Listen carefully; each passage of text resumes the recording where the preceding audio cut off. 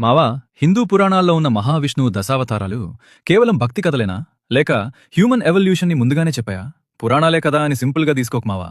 విష్ణువు దశావతారాలకి హ్యూమన్ ఎవల్యూషన్కి ఉన్న లింక్ ఏంటో ఒక్కసారి చూడు మావా. అవతారాల్లో మొదటిది మత్స్య అవతారం. ఇది చేప రూపం.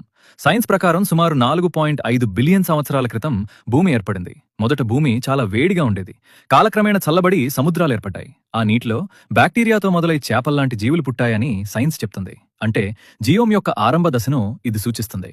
రెండో అవతారం కూర్మ అవతారం, తాబేలు. సైన్స్ ప్రకారం 540 మిలియన్ సంవత్సరాల క్రితం జీవుల్లో పెద్ద మార్పు వచ్చింది. దీనిని కాంబ్రియన్ ఎక్స్ప్లోజన్ అంటారు. ఇది నీటిలోని జీవులు భూమిపైకి మారిన పరిణామ దశను సూచిస్తుంది.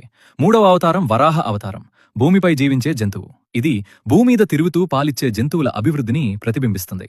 సైన్స్ ప్రకారం 250 మిలియన్ సంవత్సరాల క్రితం పాలిచ్చే విధంగా స్తన్యజీవులు పుట్టాయి. నాలుగవ అవతారం నరసింహ అవతారం, అర్ధ మానవుడు అర్ధ జంతువు.